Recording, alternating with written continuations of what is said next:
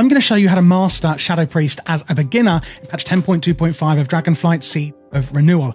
I promise that it's going to be no information overload. This guide is for both raiding and Mythic Plus, and you're going to hit the ground running after you've watched it.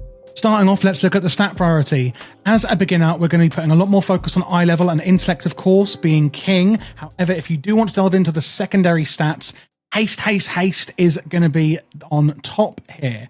After that, it's going to be mastery and then crit. These two are very similar, by the way, so don't worry too much if you end up with more crit than mastery. Bottom of the bin, however, is versatility, and of course it's always good to have a multitude of different scary stats, but verse is going to be last on our priority list. This talent tree here on the left is raid and single target. The one on the right is more AoE and Mythic Plus based. I'm not going to go through all of the individual talents. I'm going to talk about the core ones and the important ones. If you're wondering why I'm not going to cover every single, well, like I said, I don't want to overwhelm you. Once you're a lot more comfortable with the overall rotation, etc., do go back through though and see how it all ties together, including all of your spells in the spellbook.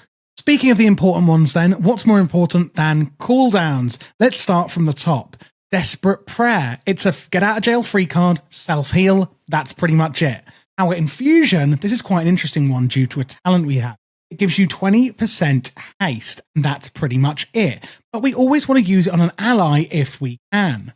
That's because of this talent here. Twins of the Sun Priestesses. TLDR, when you use Power Infusion on an ally, you are also going to gain 100% of the benefit. Meaning if you're selfish, only one person benefits. Use it on somebody else, you both benefit at the same level. It is fantastic. Going on to the bottom row then, first of all, we've got Dispersion. This is a big old heal for yourself. You're going to gain a shield. You're going to not be, you're going to float around like a big puff of smoke. It's fantastic. It's a great defensive. You're going to get movement speed. It's going to take you out of stun effects, etc., etc. This is the GOAT of defensives. Dark Ascension then, not so exciting. It's going to increase your non-periodic, so your non-damage over time spell damage by 25%. We're just going to use that down, to be honest, but more on that when we go for the rotation. And then Mindbender, again, one we're going to be using quite often on cooldown. It summons a Mindbender to do damage to your targets, and it's going to enhance our rotation. Looking at our toolkit for utilities is really interesting for a priest. Mass Dispel at the top left here being a really cool one. While a lot of classes can just dispel one effect, priests can actually do it in a whole area, meaning we can do a ton of dispels all at once. And this is why they were so meta last season. Leap of Faith is simply going to pull an ally to you. Great for getting them out of the fire, getting them to where they need to be, etc. This is a really good one. Levitate is going to simply work as a slow fall type levitate effect. Funny that. And this is really good for obviously a variety of different situations as well. Angelic Feather then being a movement speed increase that you use on you or allies. You can have free charges of this and you plonk a little feather wherever you like, up to 3 of them. Whenever someone then runs over them, that's when they get the speed increase, and it's fantastic. But now let's get on to the exciting part, the rotation and our spells. Here we are in game, and before we get into the rotation, I want to show you a few things on my UI. This weak aura in the middle of the screen, if you don't know what a weak aura is, it's this.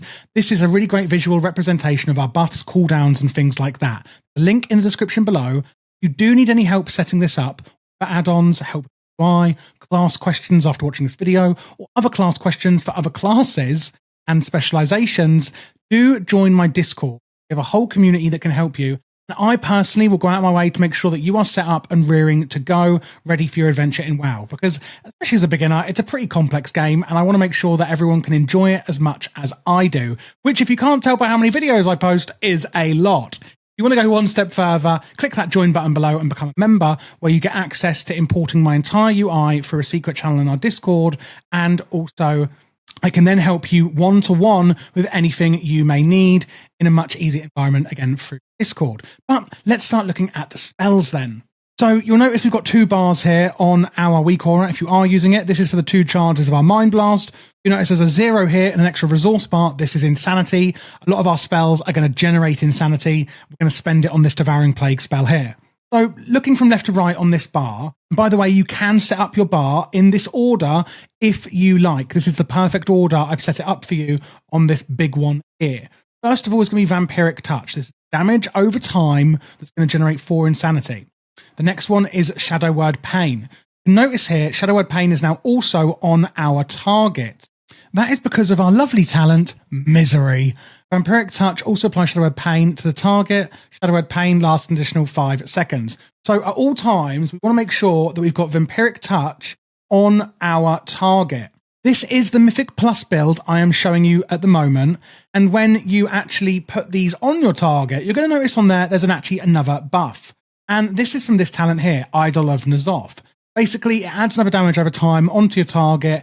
Pretty simple. It's just going to do it passively. Only other differences that we have here for single target versus Mythic Plus, again, this is the Mythic Plus build, is this one here, Shadow Crash. And what happens is when we use Shadow Crash, place it wherever you want, big volley here, boom. You're going to see it's going to put Vampiric Touch and then subsequently Shadow Word Pain on up to 8 targets in the area it hits. In both single target and Mythic Plus and AoE, we want to keep up these dots on our targets at all times. You can see that our mastery is actually going to be that our damage is increased, depending on if we've got Shadow Word Pain, Vampiric Touch, and Devouring Plague on our target. But in Void form, all targets receive effect. Void form is this one down here near my shoulder, and that puts us into a shadowy form. Basically, we're going to have this on at all times. TLDR then, in Mythic Plus and single target, Vampiric Touch and Shadow Word Pain up at all times. You can use Shadow Crash to do it as AoE in the Mythic Plus build. Now that we have actually gone through that, I'm just going to swap over back to the single target build for raiding and single target here and continue on our spells. We've got our Mindbender, of course, you can summon that. And if we walk over here, you can see it's quite difficult to see actually because it's so shadowy, is a shadowy sort of apparition. Then we've got Shadow Word Death. Now, if we look at the tooltip for Shadow Word Death, you're going to see that it's going to deal some damage to your target. If not killed, we're going to get some backlash damage equal to 8% of our maximum health. Damage is increased by 250% if the target's below 20% health. Now, we are going to use this on cooldown, especially because of our tier set this season. As you can see, the 2 set is going to mean that when we use our Shadow Word Death, it's actually going to proc twice more at 15% effectiveness. However, it's not going to proc an extra second time if it's cast using the Death Speaker talent or if the target is indeed at below 20%. I assume the reason Blizzard have done this is because if it was always proccing twice more with 250% extra damage on each one, that would probably mean that we were at the top of the leaderboards to a ridiculous extent. That talent then, Death Speaker, is here. Your Shadow Word Pain has a chance to reset the cooldown on Shadow Word Death, increasing its damage and deal damage if striking a target below.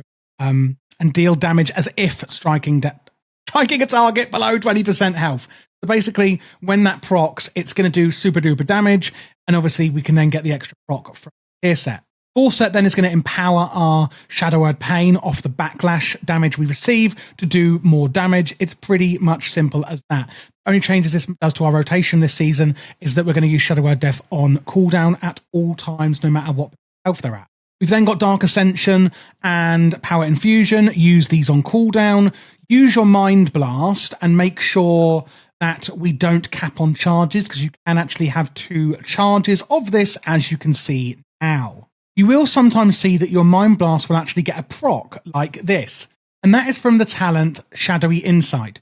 Shadow Word Pain, periodic damage, has a chance to reset the remaining cooldown and make your next Mind Blast instant. When that does proc, like here, we can then use that and it's going to do an instant damage one. What is Devouring Plague? Well, this is our 3rd damage over time. And this is our Insanity Spender. Remember, this is our Insanity here. Once we get a certain amount of it, which is going to be 55, we can then use Devouring Plague here.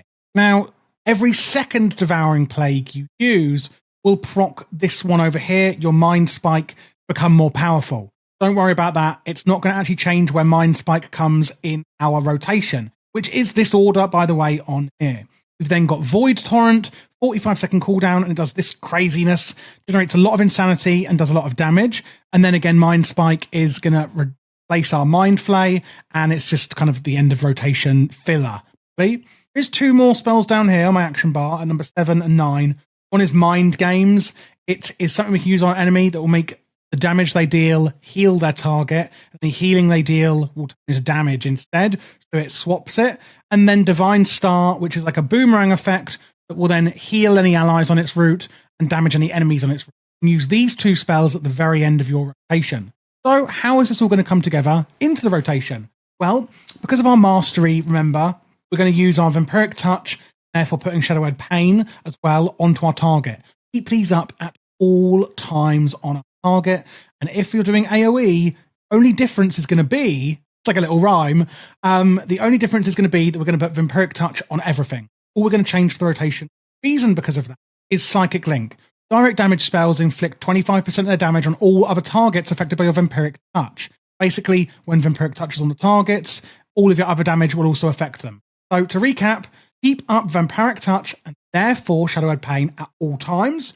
Use your Mindbender on cooldown, then use your Shadowed Death on cooldown, use Dark Ascension and Power Infusion on cooldown, any procs of Mind Blast, and make sure you're not capping on your Mind Blast charges, which is 2. Use your Devouring Plague. Once it's up, which it should be by the time we've gotten to this far in the rotation, keep it up at all times on your target. After that, we're going to use Void Torrent. Then after that, we're going to use Mind Spike, whether it's Sanity or not. After that, we're going to use our Mind Games and Divine Star only if there is nothing else to press. Your Vampiric Touch up and therefore Pain, Mindbender, getting Shadowed Death on cooldown, and then use Mind Spike, and then, Mind Blast, and then Devouring Plague. Lastly, Mind Spike, as you can see, our filler. And that is pretty much the rotation. Again, AoE, all you're really doing is just dotting up Vampiric Touch, using Shadow Crash to do that if you talented it. And that is pretty much it. That is how you play Shadow Priest in patch 10.2.5 of Dragonflight Renewal. I hope this was as straightforward as you were hoping. Let me know your thoughts down in the comments below. Again, feel free to join my Discord or join as a member if you need help. I'm always happy to give you as much as you need, and I really mean that. Love fostering this community and helping everyone improve their gameplay, etc. Don't forget to subscribe and also leave a thumbs up if you enjoyed the video.